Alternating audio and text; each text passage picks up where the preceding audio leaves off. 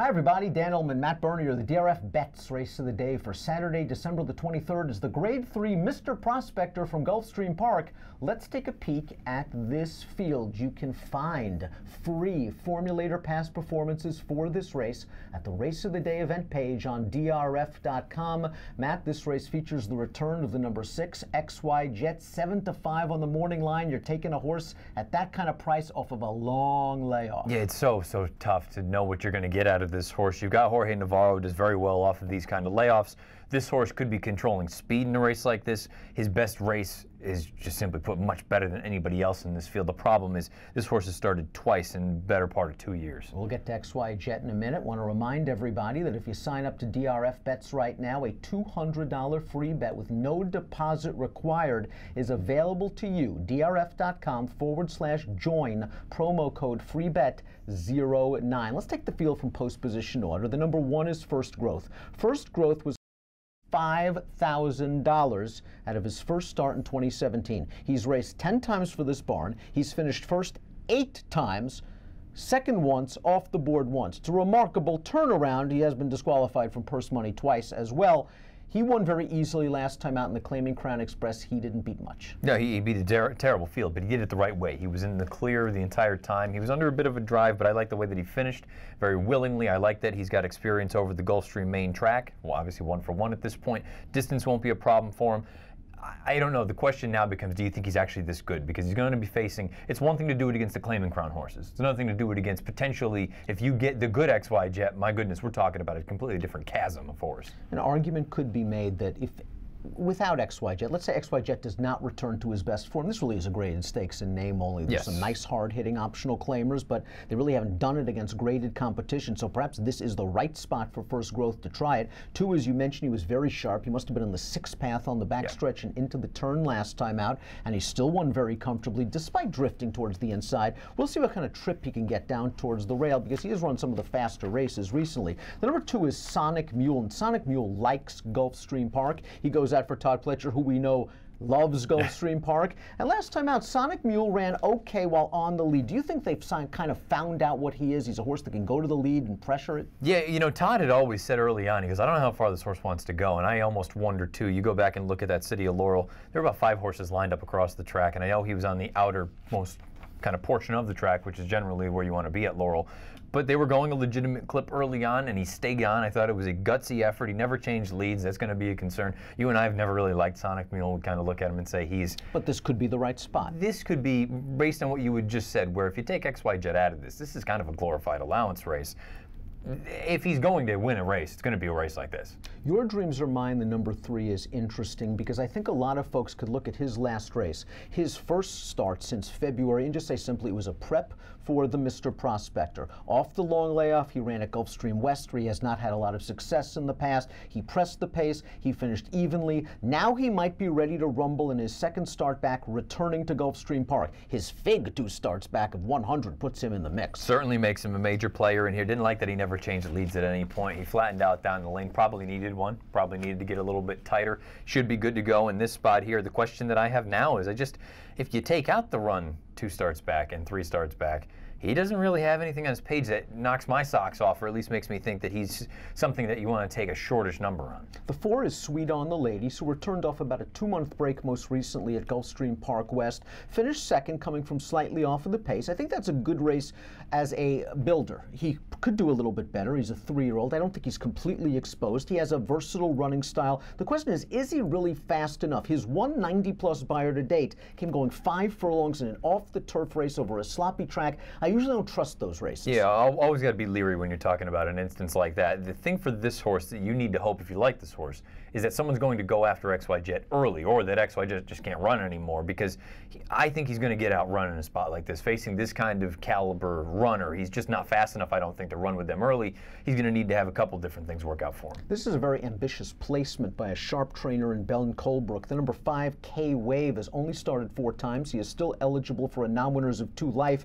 He's going going turf to dirt. The last time he ran on dirt was an off-the-turf race at Indiana Grand. The horse that won that race, Kid Perfect, returned to his preferred surface turf, earned a 92 buyer, winning by 8 lengths, which is almost unheard of in a 5-furlong turf race.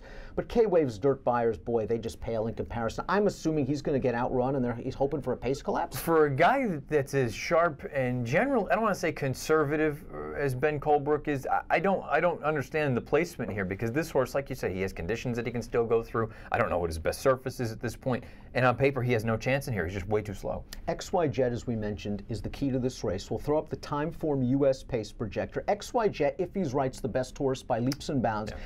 And the old XY Jet, if you gave him this pace scenario, it would not be whether he's going to win, it would be how far he's going to win. If he's on a lead and he just gets an easy trip. He won this race in 2015 with a 108 buyer speed figure. He backed those races up with 2 wins with 105 buyers. He went to Dubai and he ran a heck of a race in the Dubai Golden Shaheen. After the Shaheen, he came back to the States in 2016, and it just looked like he lost a little bit of zip off the fastball. Now he's returning off a year-plus layoff. I have no idea what you're going to get with XY Jet. He is the horse to beat. He's the best horse. I don't want to touch him at a short price. But I think you and I are both in agreement. It's really, this race boils down to, if he can still run, he's going to win. He's going to win, right. But I think at the price, I'm willing to gamble against. 100%. I wouldn't have a dime on him just because, look, he came back after that trip to Dubai. I thought his Vosburg was terrible, and I know that was on a wet track. But then he came back, and I thought he was even worse than the De Francis Dash. He was 1-5 in that race. And then he's gone for 13 months. There are just so many things at this point. And by the way, Navarro runs another runner in here, which I understand they're different, ownership groups, but that to me is not a vote of confidence. Right next door is Navarro's other runner, that's Fire Mission. And you have to wonder if maybe he's sort of the XY Jet to be in 2017. He has won his last 4 races. He beat 3 next out winners in his most recent start at Gulfstream West, where basically he was hung out to dry on the outside and still was able to pick them up late. This is a horse that if someone pushes XY Jet early, he can take advantage. I want to use him in any kind of multiple race wagers. I thought the most recent run was good. It was a decent enough field. You see some of the buyers in there. Successful Native, the 3rd place finisher, came back to win next out with an 86. He was the kind of horse that he needed to be ridden, and I thought it was a determined effort to get the job done. But I like the fact that, you get him out into the clear and let him roll. I think he has a puncher's chance in here. The big question is, again, is somebody going to soften up the uncoupled stablemate? Always been a fan of the number 8, Quixote. He returned off a rather lengthy layoff to win at Gulfstream West most recently. And again, you can look at that race as a sweet building block. He has tactical speed where he can sit on the outside, maybe off the speeds, and try to take advantage if XY Jet's a short horse. I thought he ran just fine here. I guess the concern that I have is now soon to be a 5-year-old. Where's his fast race? He just doesn't have a race on his page that I think is fast enough. I suppose that Big Drama 3 starts back, but even then, that's the only one on his page. Fast Friar at 12-1 on the morning line is another horse that I certainly want to use in any kind of multiple race wager. He has been rather consistent without winning in his last 3 races, but he ran into a sharp one in Imperial Hint 2 starts back. He exits a key race at Parks. It was a race that, it was a little bit disappointing that he didn't win it as the 11-10 favorite, but again, I like this horse's tactical speed, and I don't think we've seen his best yet. Yeah, if you think there's going to be a forward move, certainly he's one that fits in here. I was very disappointed in that non-winners of 2 lifetime, or other than rather last time out. I just felt like he should have gotten the job done. If you think that there is a forward move in him, though, he certainly fits. Quinientos completes the field. He is a gigantic price, although I think you can make the argument that he has been placed many times in spots where he simply could not win. The Florida Derby, the Fountain of Youth, the Turf Route last time out. 2 starts back, he took on 6 placed runner Splash Rules.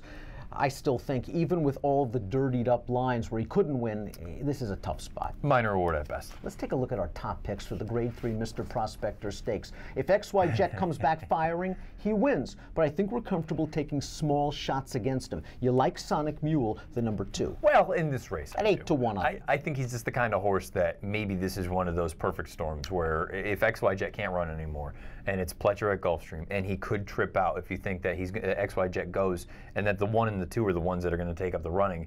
If you're not entirely sold that the 1 can step with this level of competition, maybe this is just that perfect instance where Sonic Mule can get it done. Matt's going to go 2, 6, 1, and 8. My pick is the 1 first growth, but to be honest, I want to attack this race from a multiple race standpoint and try to knock out XY Jet. And the 3 horses I'll use is First Growth, who has been nothing but a win machine basically since being claimed by that outfit. Again, didn't love the field he beat last time. It didn't like he was drifting in the stretch, but he did it fairly comfortably. I also want to use the other Navarro horse, the number 7, who is just riding a crest right now. Yeah. He has won 4 straight races. races, and he can come from off it. And Fast Friar, the number 9, who I still think there's another forward move in from him. I think the little rest has done some good, and he likes Gulfstream Park. I think he won twice during the championship meeting in 2016 and 2017. I went 1, 7, 9, XY Jet 4th for me, 6 in the Grade 3 Mr. Prospector. To reiterate, if you are playing from home, $200 free bet without depositing anything. All you have to do when you join DRF Bets is go to drf.com/join, use the promo code FREEBET09. Approximate post time for the only graded stakes race on Saturday all across the country. The Mr. Prospector, 4:37 Eastern. Good luck.